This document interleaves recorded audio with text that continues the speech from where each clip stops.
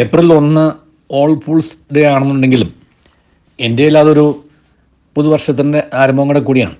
പുതിയ സാമ്പത്തിക വർഷം വളരെ അൺയൂഷ്വലായിട്ട് അതുകൊണ്ട് തന്നെ ഒരു ആശംസ ഈ ദിവസങ്ങളിൽ പ്രചരിക്കുന്നുണ്ടായിരുന്നു. അതിനാണ് we wish you A wonderful and blissful new financial year 24-25. അത് കഴിഞ്ഞിട്ട് may you achieve all your financial goals with increase in your incomes, wealth and happiness.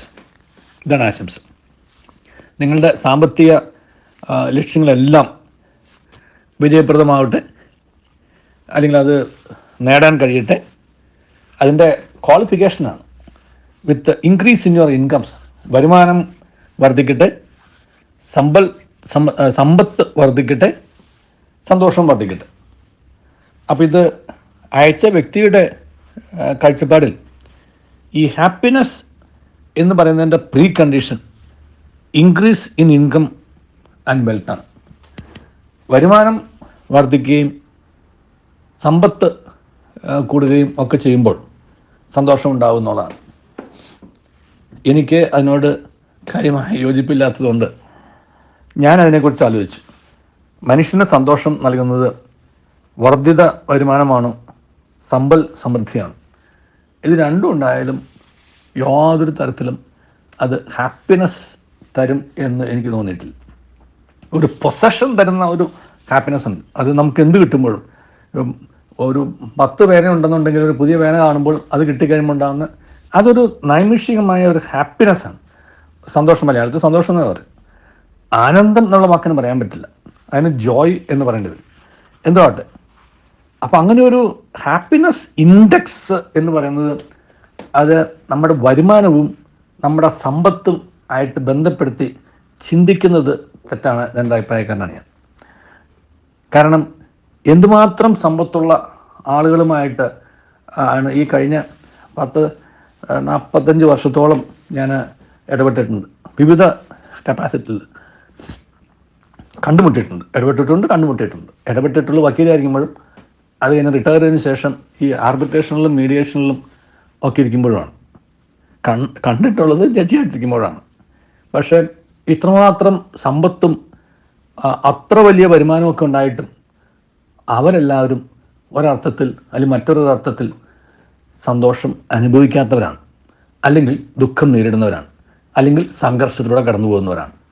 അപ്പോൾ സംഘർഷം ഇല്ലാത്ത അവസ്ഥയും സ്വസ്ഥത തരുന്ന മനസ്സും ഉള്ളവർക്ക് മാത്രമേ ആനന്ദം ഉണ്ടാവുകയുള്ളൂ.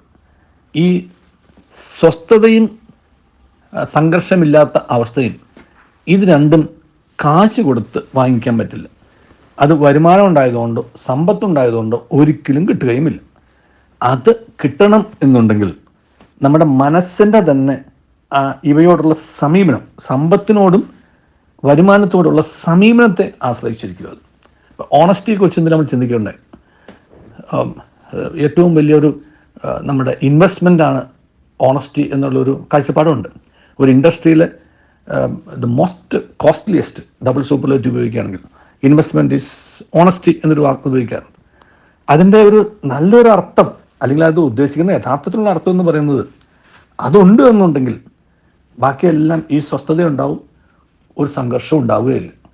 അപ്പം സംഘർഷം ഉണ്ടാവുന്നതും സ്വസ്ഥത കുറയുന്നതും അത് നമുക്ക് നമ്മുടെ വരുമാനത്തിൻ്റെ സ്രോതസ്സുകളിലും സമ്പത്തിൻ്റെ വിനിയോഗത്തിലും ഉണ്ടാവുന്ന ഈ ഡെഫിസിറ്റ് ഇൻ ഓണസ്റ്റിയാണ്, അല്ലെങ്കിൽ ഓണസ്റ്റി ഡെഫിസിറ്റാണ്.